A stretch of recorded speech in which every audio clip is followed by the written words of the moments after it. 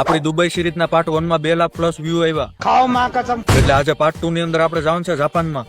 એરપોર્ટે પહોંચ્યો કે આપણું રહેમાન આવી ગયું. ફટાફટ બધી પ્રોસેસ કરીને બેસી ગયા રહેમાનમાં. કંટાળો આવતો તો પાયલોટ ની કેબિનમાં આવી ગયો. થોડીક વાર હરિયું કરી કે ફાઇનલી પહોંચી ગયા જાપાન એરપોર્ટે. બહાર નીકળતો તો કે મને અજીબો ગરીબ શખ્સ જોવા મળ્યા. એરપોર્ટ ની બહાર નીકળ્યા પછી મેં પેલો જાપાનનો સુંદર નજારો જોયો. ઇલાયા ટ્રેન ક્યાં ગેઠી પડે નહીં. અને ત્યાંથી ઘણી બધી બ્યુટીફુલ જગ્યાઓ જોઈ. તમે ગમે કયો વરસાદ અહીં સારો છે ને પર્વત એક નંબર છે. એમાં અહીંની ખાસ વાત એ લાગી કે કેટલા બધા પ્રકારની ટ્રેન છે. અને હાથ પડવા આવીને આપણે ભૂખ લાગી. દિવસથી 10 ગણો સુંદર નજારો તો અહીં હાંજના જોવા મળે. પછી ફોન ના સેનિટાઈઝ કરીને આવી ગયા જમવા. અને હવે આપણી પાસે 1000 રૂપિયા વધ્યા. ગામડા બાજુ ખસકાવવું જોઈએ.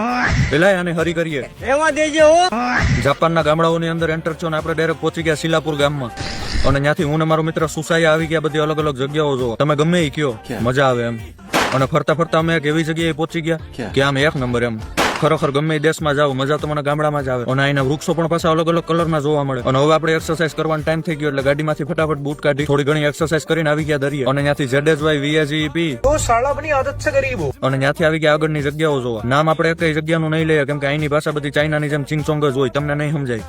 અને ત્યાંથી કાંઈ નહીં, જાપાનમાં મારા મોટા પાયે ખર્ચો આવી ગયો તો ફોલો કરતા જજો.